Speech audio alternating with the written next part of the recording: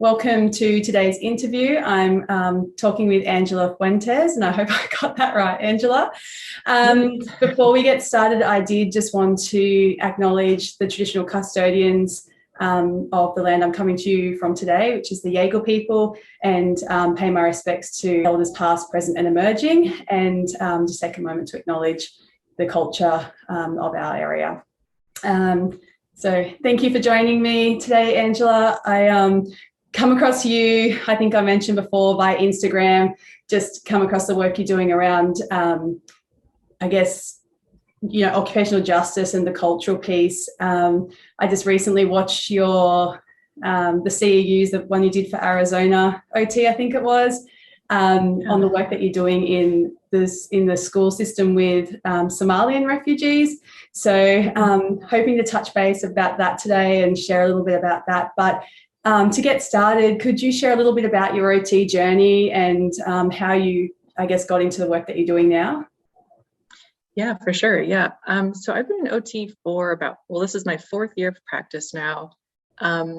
I started off in home care and then skilled nursing, jumped into home care. And then I've been in schools for the past couple of years now. And pretty much, I feel like the theme of my career has just been working with culturally diverse clients, a lot of clients who don't speak English as their first language. And I kind of just seem to notice that kind of factor, plus just the setting I was meeting my clients in, it just kind of created this environment of a lot of injustice. I saw a lot of clients not really getting full access to the care that I wanted to provide them. It kind of just was a matter of just being kind of born into the wrong zip code with the wrong race and the wrong identity. And then that kind of just goes back into my personal experience. I identify as a white Latina. I fully acknowledge the privilege I have of being a white passing and having English as my first language, but I also feel like I've experienced being multicultural in the US, kind of experienced just different access within family members of mine who were from Puerto Rico and have a disability, but yeah, I guess just kind of at a young age, I was kind of forced to understand privilege and bias before I even knew what those terms were. And then throughout college and OT school, I just was especially interested in any topic that was related to culture or diversity and inclusion, because I just kind of wanted to make sense of that experience for myself. And fast forward to today, that's kind of still where I'm at. I'm just still trying to learn and share what I learn with other people, because I feel like there's a lot of OTs out there who are grappling with the same conflicts with their workplaces, with the clients that they see. And I think if we just kind of create opportunities to learn from each other, that's kind of where the answer lies. That's a pretty long-winded answer, but I hope that explains. Yeah, it's so fascinating because it comes up all the time, that whole idea that we teach what we need to learn ourselves, or when you come into OT, you often come into this world because you've resonated in some way, or you've had your own experience, or you're having your own experiences. So you kind of gravitate towards the things that you actually need to learn for yourself. So it's really fascinating. And so obviously I said, before that you're working currently with Somali refugees in a school setting. Can you share a little bit about that work that you're doing? It's quite a unique role in the scheme of things. Yeah, I definitely can. I think the most kind of thing that surprises people the most, because I did have experience in OT school working with a refugee population. It was a pretty brief pilot program. Like, it wasn't something that was, and actually now is becoming more of a permanent part of the OT program. But at the time I was one of the first students to be a part of it. So I think people think because I had that experience and I talk about it a lot, that I landed this current job. And yes and no to a point. That did sort of prepare me for this job. But basically, when I took my current position, I thought I was just going to be any run-in-the-mill school-based OT. There's definitely tons of them here in the US. It's, I think, our most common practice setting. So, I think it was only a couple weeks before I started this position that I got the caseload names and some information about the caseload. And I just realized, oh my gosh, I'm not prepared for this, caseload at all. And there was really no learning provided to me by the school or the special education department. It was kind of just yep, that's your role, and looks like you'll be good at that, so go do that. And then also I sort of inherited this, it's pretty much like it was like a probation case basically. So the school has been under review by the state for having just like not hitting the mark with their documentation and having some pretty major staffing problems within special ed. So basically a lot of the students were not receiving the services according to their education plans, which is, a legal document that they're entitled to have. So it was a pretty, major issue to be working through. And basically, every few weeks we have these meetings where we have to work through the barriers, and I've had to do a ton of editing of the previous OT's kind of basically like errors in her documentation. So throughout this whole process, I've just learned a lot of like, what went wrong here? How could we fix it? And again, it's not a coincidence that these students are Somali immigrants and refugees, and having this experience in this school system. So I've learned to kind of like see the whole picture and think about, okay, like regular OT isn't really going to cut it here. Like I kind of need to figure out how to work through the system of this school. And obviously also learn a thing or two about the culture and the status of, being a refugee and a student. So yeah, I definitely feel the reason why I love to talk about this position is because I feel that any OT could have this job. I mean, clearly the OT before me had this job and she didn't do it well, and it caused kind of a big problem with the quality of service. So especially as our numbers of displaced students grows, by the year, I think even currently today with another refugee crisis that we're experiencing, that's really tragic in the Ukraine, we're only getting more and more displaced persons throughout the world. And I just feel like OTs need to be prepared ahead of time before their caseload starts to become more diverse. Because that help isn't always going to be out there. And it's on us as OTs to prepare ourselves for diverse clients. It's interesting that you were saying about the whole being, I guess, thrown into that situation, not having much background. Is that happens all the time, doesn't it? Where you may not have the information that you have, and you're kind of learning on your feet and going as it is.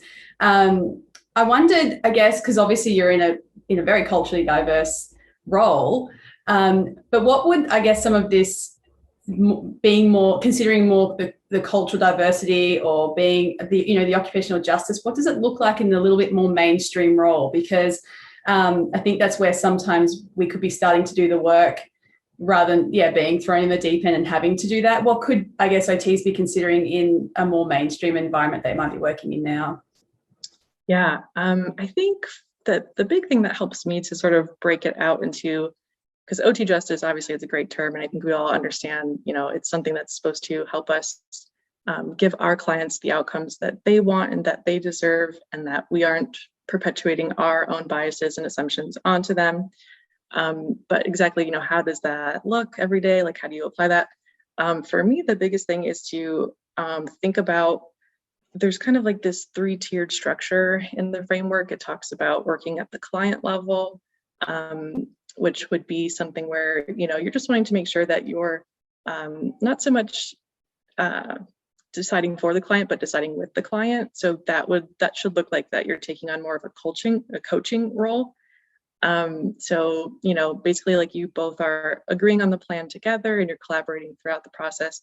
And maybe you're working on some skills like self-advocacy or, like problem solving skills, maybe addressing mental health needs, things that are kind of maybe less traditional, but still really relevant to any setting, really. And then from there, looking at the workplace level, which for me has been something that I feel like I spend a lot of time on. I think the client level is the easiest part. Once you kind of make that shift of like, okay, like maybe we're not going to work on fine motor and handwriting today. Maybe we're just going to work on, self-regulation and communicating and avoiding conflict or something like that. So I feel like that for me is the really easy part. And then the workplace is, I think, the biggest challenge, because when you send your student back to the classroom, how do you know for sure that everything that you just worked on is going to stay in place, and that teachers who they spend most of their time with, or if you're in pediatrics, like an outpatient, parents who they spend most of their time with. How do you make sure that those structures, stay in place and that your student isn't regressing? So I feel like that workplace level is kind of the biggest deal, just because, again, it's really where we're meeting our clients and it's looking at the whole context. I think that we don't always think of our own workplace as part of the occupational context. I think we're used to thinking of, the bathroom, the, wherever we might be doing services, but, if we think of like the policies of our own workplace, are we allowed to do home visits, or are we allowed to, or do we have enough time in our day to call parents if we're in a school setting? Are we allowed to provide telehealth if our student can't come to, an outpatient visit? And, sometimes our bosses are the ones who make these decisions, but, we should take on an advocacy role so that we can kind of push back against some of these things that we know are not ethical for our clients. And then from there, we have like this larger, the macro level, which is even bigger than our workplace, which is the community. This, I think, can be hard. I think this is especially non-traditional for a lot of OTs to work in. I think we don't always know, or we don't really think of ourselves as policymakers or people that take on leadership roles, but this would be the stuff that we would work on in a community level. And I'm trying to think of an example. Oh, I recently have been doing some work with the college that I graduated with, just to sort of help them develop a program that could be a more permanent pilot program that I mentioned from earlier. It would be it's like a pilot plan for OTs to supervise students who would work in a local refugee resettlement center. So this isn't something I'm getting paid for. It's not something that is related to my direct job, but it's on the large scale of how can OTs support refugees on, that big community macro level. So there are opportunities that don't exactly exist out there for you. You kind of have to go out and find them. And I think that is what we're especially not as accustomed to doing, but it's very important. And I think when we think of it as like, each tier has the overall goal of promoting sustainability. So basically we want our population who tends to be, super marginalized, who tends to have very limited access to occupational engagement. But, how can we make sure that over time they're going to become more and more independent and not depend on us for the positive outcomes, if that makes sense. And I guess that's of empowerment too. I mean, they don't want to be dependent on us. Any client doesn't want to be dependent on their therapist long term. The idea is to empower. So it's such a valid point. And you're so right about us as OTs not necessarily feeling like leadership is our role, or there aren't necessarily these marketed leadership roles available. They are things that emerge when you do follow those passions that you're interested in. And I'm experiencing the same thing now. I was sharing earlier with you around our community and just how important it is to actually collaborate and work alongside the community.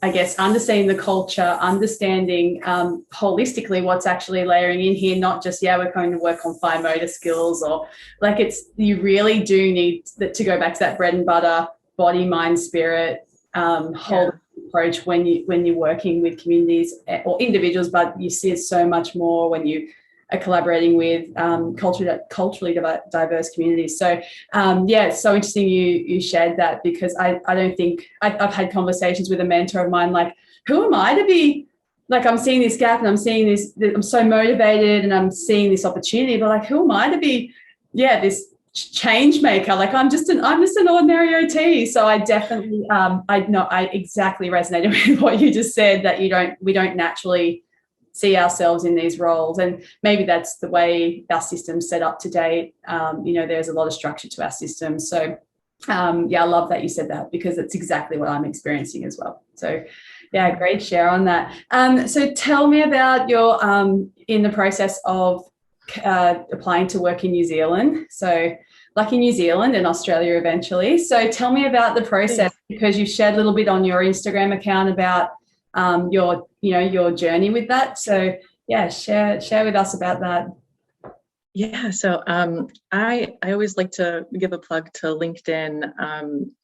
Speaking of OTs not feeling comfortable with leadership and taking new opportunities, me getting on LinkedIn was kind of just a journey itself, just because I've always thought like, oh, like that's not for us, you know. When you sign up to be an OT, your path is pretty linear and you're not really supposed to have, you know, any upward growth or, you know. But I've learned a lot about just marketing myself and my interests, especially working with a non-traditional population. You know, you have to share what you're doing so that you can create more networking and opportunities and, you know, again, sustainability, so that you're not the only one out there doing this work. So LinkedIn is super great for that. And I think because of that, I just sort of connected with some new opportunities, and I found this really great company who they're a recruiting company specific to Australia. And they definitely told me a lot about NDIS and just this need for skilled professionals in allied professions. And that was kind of interesting to me. And at first I was like, you know what, this is crazy. Like I should never, you know, I just need to focus on what I'm doing here. And like, I'm just really jumping the gun here. But I personally, in my personal life, I just feel really ready for a change. And I think I'm someone who always likes to try new things to kind of combat my burnout that I tend to feel in our healthcare system. So I'm really excited to experience a new system of reimbursement, which I've heard quite a bit about. And I have also just kind of followed a lot of research coming out of Australia for work with forced displacement or refugees and immigrants. Same thing with some of your work on the Aboriginal population. So I've kind of always thought like, oh, what an interesting place to practice OT, and to have the opportunity to actually work there. It just kind of feels like a good fit.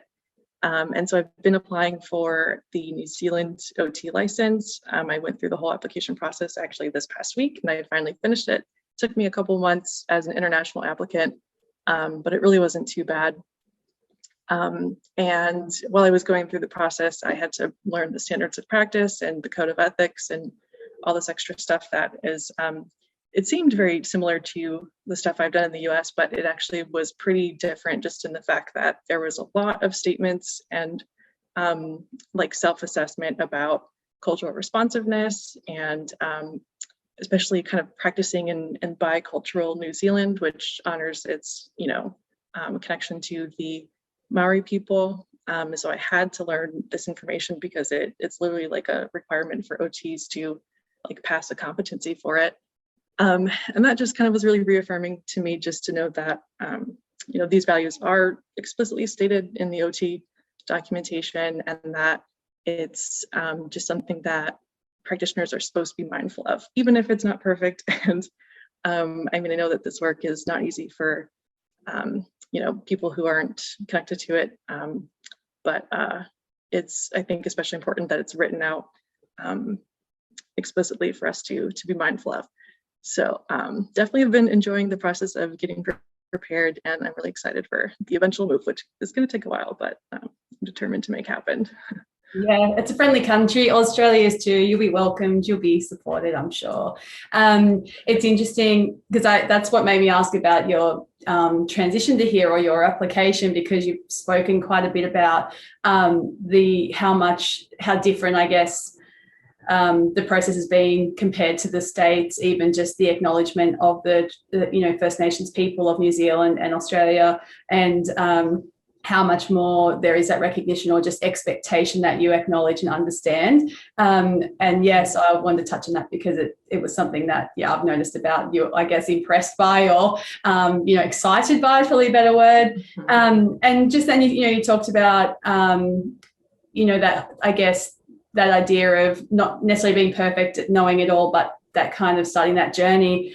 So what would you sort of say to OTs who are considering it or curious about it but aren't sure where to start or how to get involved, because we don't just have all these roles just marketed to us in the way that pediatrics might be, for example? What would you say, or what could you offer around that? Oh, that's such a great question. Yeah. I think, well, for me personally, my, you know, footing in was volunteering. I did that throughout OT school, and I actually still do volunteering with a resettlement agency that's just down my street. So it's really nice and easy for me to do, even though I'm working full time. So volunteering is a really good way to not only get the practical experience of working with refugees and immigrants, because they're really is a skill set that is specific to this population that I personally don't think I was prepared for in OT school. OT school, the OT profession itself, it's developed by Western society for Western people.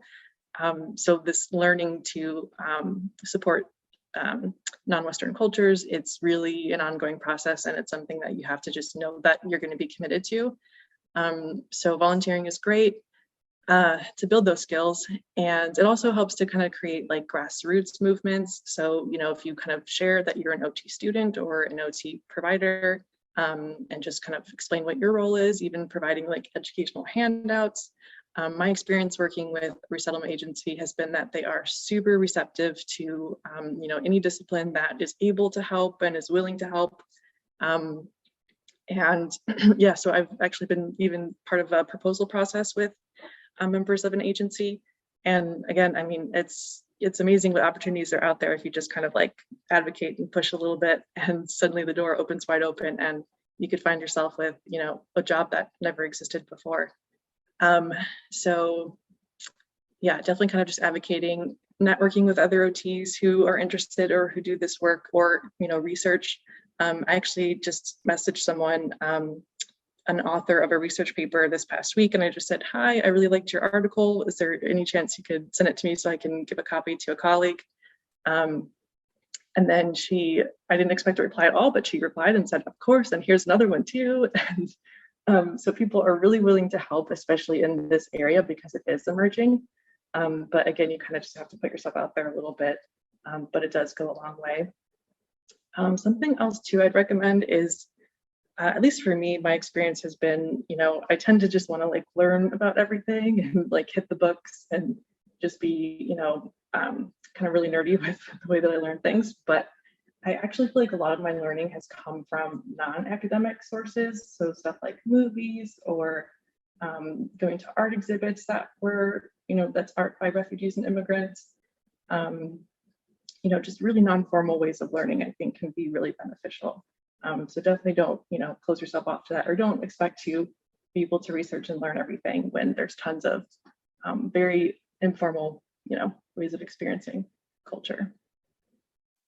I agree with that. I think a lot of the learning that I've done, and the most powerful learning, has been through storytelling and having conversations, and just being brave enough to ask the questions and have conversations when it might be daunting, or it might be uncomfortable to open up some of the topics, I guess. Right. Yeah, so interesting that you said about how open agencies are to support, and I think that's something that I've come across too, is that they're extremely open, but there's been a lot of, and I'm not sure if it's the same for you, a lot of experience of people promising a lot of stuff and then not delivering, and then there's that, it just creates that disconnect. Is that something you've experienced? Yeah, that industry. That especially reminds me of when I did some, not related to refugees and immigrants, but still culturally diverse work, was when I did some work as an OT student in a reservation, which I think is what you might call a mission for Indigenous peoples. It's like native land that's like, their sovereign land. Yeah. So I did some work as an OT student. We did like a community health promotion program. And then we actually were on site in Navajo Nation, which is in New Mexico, for, I want to say like a week, or I think it was 2 weeks. And there was a lot of work that had to be done before we even went to provide that service, because it was, something that we had to develop in collaboration with the people themselves and the community itself. But yeah, it was very much an issue of like having to get trust. And even while we were providing the services, it was kind of the same process of having to get trust with individual clients. Because we were white people, and we were coming onto their land and saying, come do this seminar with us, and we'll teach you everything you need to know about body mechanics and safety. And, again, there was a lot of work that had to be done about how do we approach this and how do we market it, and what is the outcome supposed to be, and what do they even want us to provide? Because the initial instinct was, no, you are going to create a disruption by coming here. And So that's a very important thing to be mindful of.